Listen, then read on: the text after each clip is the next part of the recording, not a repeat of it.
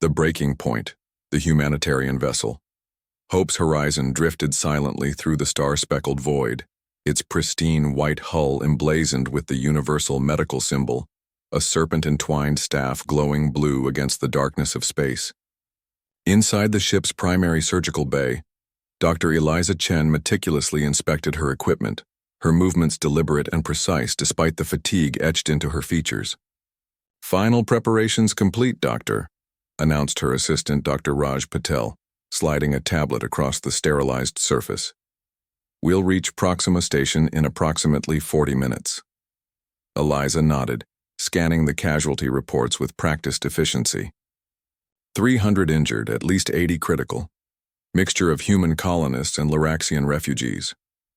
She swiped through images of the devastated mining station, structural collapses, explosive damage, evidence of weapons fire. "This doesn't look like an industrial accident. Command insists it was a containment failure in the primary fusion reactor," Raj replied, his voice lowered. "But off the record, intelligence suggests Varix Imperium involvement." Eliza's jaw tightened. The Varix, an expansionist species humanity had encountered just 18 months prior, had been pushing into disputed territories with increasing aggression. But attacking civilian installations would represent a significant escalation. "Doesn't matter who's responsible," she said firmly. "We treat everyone equally. Prepare the trauma units and notify the emergency response teams. Standard protocol, most critical first regardless of species or affiliation." The Hope's Horizon was Earth's premier medical vessel, carrying a complement of 142 specialized medical personnel and equipped with technology from across the allied worlds. In the 5 years since humanity had ventured beyond their solar system, they had quickly established themselves as unparalleled in medical sciences. Even species with centuries of spacefaring experience sought human doctors for complex procedures. As the ship decelerated toward Proxima Station, Eliza addressed her assembled teams through the ship-wide communication system. Their white uniforms stood in stark contrast to the muted blues and grays of the vessel's interior. "We're entering a potentially unstable situation," she stated clearly. "Remember our mandate. We are neutral parties. We wear no flags except the Universal Medical Corps insignia. We treat all wounded regardless of origin, allegiance, or circumstance. That neutrality is our shield." The ship docked with a gentle shudder, and Eliza led the first response team through the airlock. The scene that greeted them was worse than the reports had indicated. The station's main concourse had been transformed into a makeshift triage center, with the injured covering nearly every available surface. Station medical staff, overwhelmed and exhausted, rushed to meet the Earth medical teams. "Thank the stars you're here," gasped the station's chief medical officer, a woman whose name badge read Dr. Yara Sato. Blood, both red human and cobalt Luraxian, stained her uniform. "We've lost 36 already. Life support is unstable. In sections 3 through 7. Eliza immediately began organizing her teams, directing resources with the precision of a battlefield commander. Her hands moved with practiced efficiency as she stabilized a Luraxian child with severe plasma burns, administering painkillers while assessing the extent of damage. "You're going to be okay," she murmured to the frightened alien child, whose 6 eyes blinked rapidly in fear. "I promise." Hours passed as they worked tirelessly, saving those they could. The Hope's Horizon contained medical technology far beyond what was available at the remote mining station, and Eliza's teams had stabilized most of the critical patients when the proximity alarms began to wail. "Unidentified vessels approaching," announced the station's automated system. "Warning, weapons systems active." Eliza straightened from her patient, exchanging a worried glance with Raj. "Get command on the line. Remind them we're a clearly marked medical vessel operating under." The first explosion rocked the station before she could finish, throwing medical personnel and patients alike to the floor. Emergency lighting flickered on as the main power systems failed. "This is Dr. Eliza Chen of Earth Medical Corps," she broadcast on all emergency frequencies. "We are a neutral humanitarian vessel treating civilian casualties under Galactic Charter. Article 17, we request immediate cessation of hostilities. The only response was another explosion, closer this time. Through the viewport, Eliza could see 3 angular vessels approaching, their distinctive crimson hulls unmistakable. Variks warships, Raj confirmed grimly, helping a fallen nurse to her feet. But why would they? The question died on his lips as armored figures began materializing throughout the medical bay, the distinctive shimmer of short-range teleportation technology preceding their arrival. The Variks soldiers stood nearly 7 feet tall, their exoskeletal armor reminiscent of Earth's manta rays, with sweeping, blade-like extensions at their shoulders. Their faces remained hidden behind opaque visors. "This facility is now under Imperium control," announced their leader, voice modulated through translation software. "All medical personnel will—" "We are neutral humanitarian workers," Eliza interrupted, stepping forward with her hands raised. The universal medical insignia glowed on her shoulder. "Under Galactic Charter, medical facilities and personnel are protected during conflicts. We're treating your wounded as well as—" The Variks commander raised a weapon almost casually and fired. Dr. Raj Patel collapsed beside Eliza, a smoking hole where his heart had been. "Neutrality is a fiction," stated the commander flatly. "A weakness the human species clings to. There are no non-combatants in war." What followed was methodical slaughter. Variks soldiers moved through the medical bay with terrible efficiency, executing medical personnel and wounded patients alike. Eliza watched in horror as her colleagues, people dedicated to healing, were cut down while trying to shield their patients. "Why?" she screamed as a nurse fell beside her, the young woman's eyes wide with incomprehension even in death. "They pose no threat to you." The Variks commander approached her slowly, studying her with an almost academic interest. "Your species must learn that compassion is an evolutionary disadvantage. The resources you waste preserving the weak could be directed toward strength." The alien tilted its head. "This is merely education."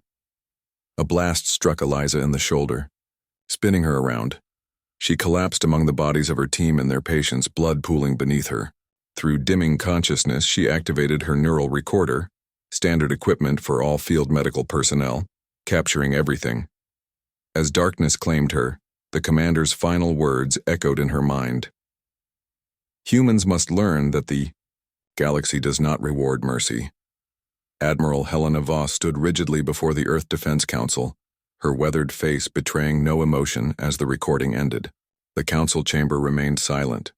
23 representatives from Earth's unified territories struck momentarily speechless by what they had witnessed. The neural recording had shown everything: the deliberate targeting of medical personnel, the execution of wounded patients regardless of species, and the Variks commander's chilling justification. Particularly disturbing was the methodical nature of the attack. This was no heated battle mistake but a calculated statement. 117 medical personnel dead, Admiral Voss finally stated, plus 62 patients they were treating. Dr. Eliza Chen is the sole survivor, and only because they believed her dead. Council Chair Takashi Yamamoto leaned forward, his hands folded tightly. "And the Galactic Confederation's response to this atrocity?" "A formal censure," Voss replied, not bothering to mask her contempt. "Trade sanctions against Variks outposts within Confederation space." "Sanctions?" Counselor Diana Okafor's voice cut through the chamber. "They slaughtered unarmed medical workers, personnel protected by conventions that even Earth's most brutal regimes honored during our darkest centuries." Voss nodded grimly. "The Confederation fears escalation. The Variks have already established military superiority in 3 sectors. Opening another front could destabilize the entire quadrant. So we're expected to accept the murder of our people without meaningful response," said Defense Minister Jackson, his voice dangerously quiet. "No," Voss answered firmly. "We are not." She activated the central display, revealing an orbital facility, suspended above Earth's northern pole, a sleek, modern exterior belying its true nature. Maximum Security Detention Facility Omega, built after the final war to house those whose actions were deemed too extreme even during humanity's most desperate hours. Images of 5 individuals appeared on screen, their prison identification, Markers and security classifications prominently displayed. General Victoria Kane, Voss began. Architect of the Sydney Psychological Warfare Campaign. Employed prohibited neurological agents against civilian populations to break enemy resistance. The image showed a woman in her 50s, her posture, military straight even in prisoner's garb, her eyes calculating and unrepentant. Commander Shen Zhao, former head of Bioweapon Division 9, developed targeted pathogens that violated every provision of the Geneva Conventions. A thin, scholarly-looking man with oddly gentle eyes. Major Derek Kowalski, siege specialist. Pioneered starvation tactics against civilian centers, including the controversial Moscow encirclement. A heavy-set man with a bushy beard and dead eyes. What exactly are you proposing, Admiral? Chair Yamamoto asked, though his tone suggested he already knew. Operation Prometheus, Voss replied. We release these 5 individuals, each paired with a military handler with kill switch authority. We give them a simple mission. Educate the Variks about why humanity chose to walk away from these methods of warfare. Counselor Li Chen rose to her feet. You want to unleash war criminals? The very people we imprisoned because their actions were too horrific to condone? Yes, Voss stated simply. Because the Variks need to understand that humans don't avoid atrocities due to weakness or inability. We avoid them because we know exactly how good we are at them. And what's to prevent these criminals from escaping once deployed? Minister Jackson asked. Each will be surgically implanted with a dead man's switch keyed to their handler's life signs and command codes, Voss explained.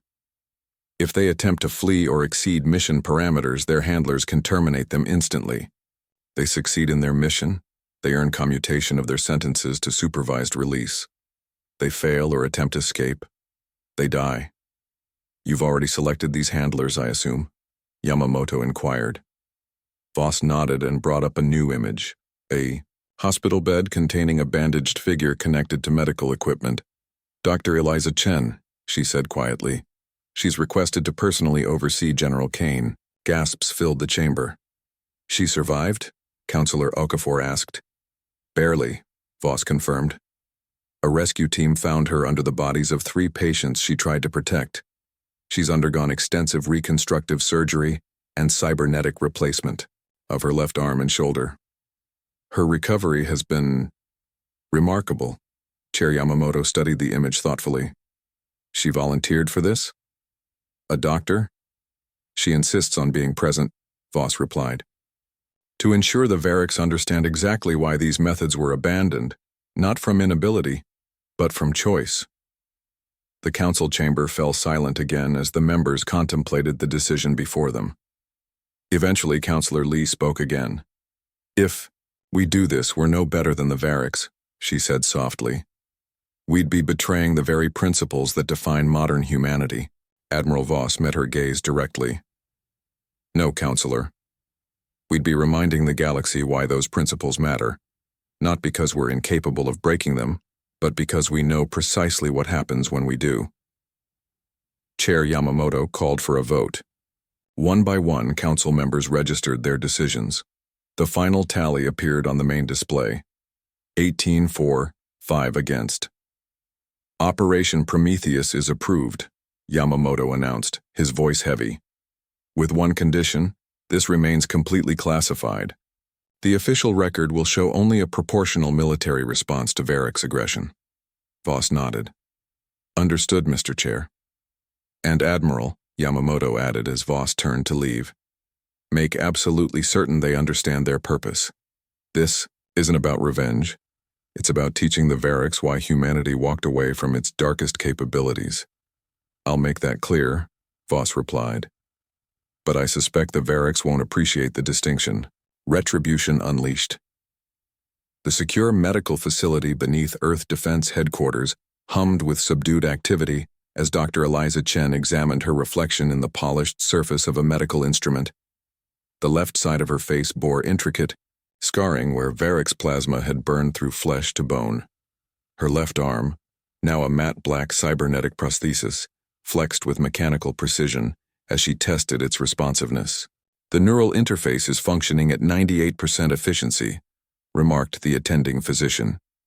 Remarkable adaptation rate. Eliza barely acknowledged the comment, her attention fixed on the tablet displaying personnel files. 5 faces stared back. At her, humanity's monsters kept carefully caged until needed. Her finger hovered over the first image. General Victoria Kane. "Are you certain about this assignment, Doctor?" Admiral Voss asked from the doorway. Kane is brilliant but unpredictable. She broke 3 handlers during her initial incarceration, psychologically, not physically. "I'm certain," Eliza replied, her voice carrying a new hardness that hadn't existed before the Proxima Station massacre. "Kane understands the power of symbolism, of message. That's what we need." Voss studied her carefully. "The Council approved this operation as education, not revenge." Eliza's eyes, one natural brown, one cybernetic with a faint amber glow, met the Admiral's steadily. "This isn't about revenge, it's about survival. The Variks need to understand that attacking medical personnel doesn't demonstrate strength, it awakens something humanity deliberately chose to bury." The Admiral nodded slowly. "The stealth vessel Nemesis has been prepared for your team. Officially, it doesn't exist, just like this mission." "When do we wake them?" Eliza asked. "They're being revived now," Voss replied. "Remember your authority, Doctor. At the first sign they're exceeding parameters, you terminate. No hesitation, no debate." Eliza's cybernetic hand closed into a fist with a soft mechanical whir. "Understood."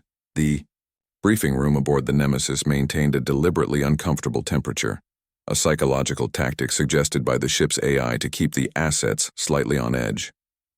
Eliza sat at the head of the brushed metal table, her white medical uniform replaced by the matte black operations gear of Earth Special Forces.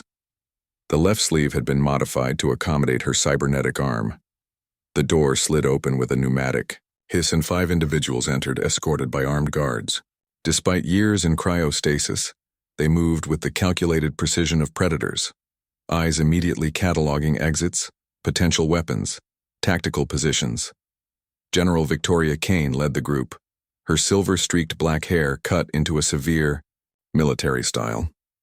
Though dressed in standard-issue fatigues, she carried herself as if still wearing a general's uniform. Her eyes, a disconcerting pale blue, fixed immediately on Eliza. "A doctor leading killers," Kane remarked, her voice cultured and precise. How charmingly ironic. The oath to do no harm seems somewhat flexible these days. Eliza activated the central display without responding to the provocation. Images of the Proxima Station massacre appeared, medical personnel being systematically executed, wounded patients killed in their beds. 117 medical staff murdered, she stated flatly. 62 patients executed. The Varex Imperium believes compassion is evolutionary weakness. Your mission is to correct that misperception. Commander Shen Zhao, the bioweapons specialist, leaned forward, studying the images with academic interest. Fascinating methodology, quite deliberate. Not heat-of-battle behavior. It was a statement, Kane agreed, her tactical mind immediately grasping the implications. They're telling humanity that our ethical constraints make us vulnerable. Exactly, Eliza confirmed. And we're going to explain why those constraints exist, by demonstrating what happens when we remove them. Major Kowalski, the siege specialist, gave a rough laugh. So we're the bogeyman you're going to scare them with. Be good or we'll let the real monsters out again. Eliza's expression remained impassive. You've each been implanted with control devices keyed to my command codes and life signs.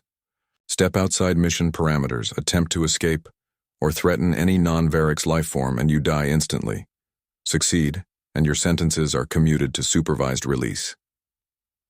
Captain Nelson, the psychological operations specialist, smiled serenely. And who defines success, Doctor? I do, Eliza replied coldly. The Variks need to understand why humanity abandoned these methods of warfare.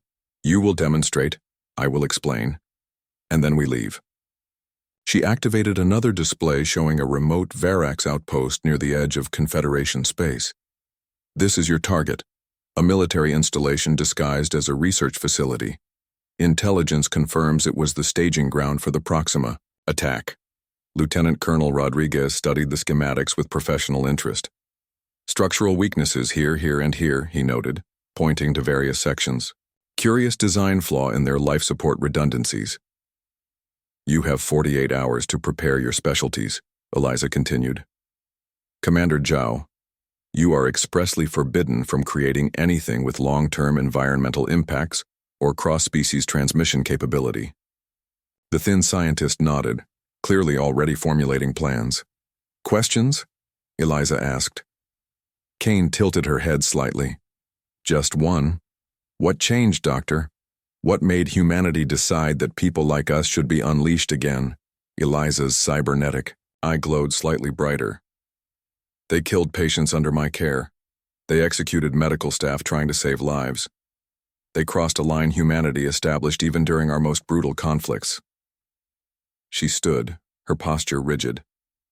Now they learn why we drew that line in the first place. 3 days later, the stealth vessel Nemesis hung in space just beyond sensor range of the Varix outpost. On the bridge, Eliza watched as the 5 specialists made final preparations. Each had approached their task with a disturbing enthusiasm that reminded her why they had been imprisoned in the first place. Kane approached, studying the tactical display. Interesting, isn't it? How quickly it all comes back. What does? Eliza asked despite herself. The monster, Kane replied simply. Society likes to pretend people like us are aberrations, that we're broken or wrong. But we're just specialists in the darkest human capability, the shadow skills every species develops. There's a difference between capability and choice, Eliza countered. Kane's pale eyes fixed on Eliza's scarred face. Is there? You've chosen us. What does that make you? Before Eliza could respond, Commander Zhao approached with a tablet. Phase 1 is prepared. The targeted biological agent will incapacitate, but not kill. As instructed. Deployment method? Eliza questioned. Their atmospheric filtration system, Rodriguez answered, joining them. Standard infiltration package. They'll never detect it until symptoms begin. Eliza nodded curtly. Proceed. What followed was a masterclass in warfare that Earth had deliberately forgotten. The biological agent spread silently through the Varix facility, causing disorientation and panic but no fatalities. As confusion spread, Rodriguez's precisely calculated structural attacks isolated sections of the outpost from one another, trapping personnel in increasingly desperate conditions. Major Kowalski implemented resource deprivation protocols, systematically removing access to water, food, and medical supplies from different sections, creating a microcosm of desperation that forced Varix soldiers to turn against one another. Throughout it all, Captain Nelson's psychological warfare techniques amplified the terror, using the Varix's own communication systems to broadcast carefully crafted messages designed to maximize fear and helplessness. From the bridge of the Nemesis, Eliza watched the systematic dismantling of Varix military discipline with clinical detachment. These were the same beings who had executed her medical team without hesitation, who had shot wounded patients in their beds. Phase 2. Ready for implementation, Kane reported, a hint of professional satisfaction in her voice. We've isolated their command center, 23 high-ranking officers, including a sub-commander. Eliza checked the tactical display. The Varix facility was in chaos, but there had been no fatalities, a demonstration of control as much as capability. Prepare for direct communication, she ordered. I want to speak to their commander. Minutes later, the main view screen activated, showing a Varix officer. Without their intimidating armor, the aliens appeared almost fragile. Bipedal, but with an exoskeletal structure visible beneath translucent skin. The sub-commander's breathing apparatus wheezed slightly, evidence of Zhao's biological agent. This is Dr. Eliza Chen of Earth, she stated clearly, stepping into view. Recognition flashed in the alien's compound eyes. They had believed her dead, at Proxima Station. Impossible, the sub-commander rasped through its translator. You made a fundamental error at Proxima, Eliza continued. You mistook compassion for weakness. You believed our medical neutrality was vulnerability. She gestured to the 5 specialists standing behind her. These individuals represent what humanity chose to leave behind. They were imprisoned because their methods were deemed too extreme even during our most desperate conflicts. Kane stepped forward. Your attack on medical personnel violated a principle that even Earth's most brutal regimes respected. There is a reason for that which we are now demonstrating. The Varix commander's mandibles clicked rapidly, a sign of agitation. This attack violates Confederation, as did yours, Eliza interrupted coldly. The difference is, we haven't killed anyone, yet. We could have eliminated your entire facility before you knew we were here. She leaned closer to the screen. Humanity doesn't avoid atrocities because we're incapable. We avoid them because we're exceptionally good at them. Your people killed healers and patients to teach us that compassion is weakness. Consider this the response to that lesson. Captain Nelson moved to a console, her fingers dancing across. Controls. The compound I've just released into your command center will induce a mild hallucinogenic state. You'll experience approximately 6 hours of what we call living nightmare, a carefully calibrated psychological pressure point unique to Varix neurophysiology. The sub-commander jerked backward, compound eyes widening in alarm. When it ends, Eliza continued, you will deliver a message to your Imperium. Earth's medical personnel remain neutral. They will continue to treat all wounded, including Varix. But if any medical facility, vessel, or personnel are ever targeted again, we won't demonstrate restraint. We won't send 5 specialists. We'll send 5,000. She gestured to Rodriguez, who activated a secondary program. On the outpost, systems began to restore, life support stabilized, communications reconnected. We're leaving your facility, intact as evidence of both our capability and our restraint, Eliza explained. Make sure your superiors understand the distinction. The communication ended, and the Nemesis began its withdrawal, stealth systems engaging to mask their departure. On the bridge, the 5 specialists watched Eliza with newly calculating eyes. Impressive performance, Doctor, Kane remarked. You missed your calling. You'd have made an exceptional psychological warfare officer.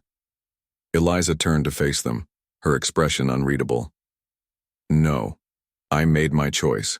Just as humanity made its choice centuries ago. We can be monsters. We simply decided not to be. Major Kowalski snorted. Pretty words, but you just unleashed us. Temporarily, Eliza corrected. And with constraints. There's the difference between capability and choice. As the Nemesis accelerated away from Varix space, Eliza gazed out at the stars. The 5 specialists would return to Earth. Their sentences commuted as promised, but they would remain monitored, their specialized knowledge both valuable and dangerous. Humanity had sent its message. The Varix would understand that compassion wasn't weakness, it was restraint. And restraint, once removed, revealed something far more terrifying than any weapon the galaxy had yet witnessed. In the secure medical compartment of the Nemesis, Eliza logged her final report. Operation Prometheus completed. Message delivered, no casualties. Her fingers hovered over the last line before adding, recommendation. Maintain security protocols on all maximum security detention facility inmates. Some capabilities should remain theoretical. She closed the report and looked at her reflection. In the darkened screen, her scarred face and glowing cybernetic eye a reminder of what had been lost at Proxima Station. Humanity had dipped briefly back into its darkest potential to deliver its warning. Now they would return to the path they had chosen centuries before, healers who remembered how to hurt, but chose not to. The greatest strength wasn't in unleashing monsters, but in the deliberate decision to cage them in the first place.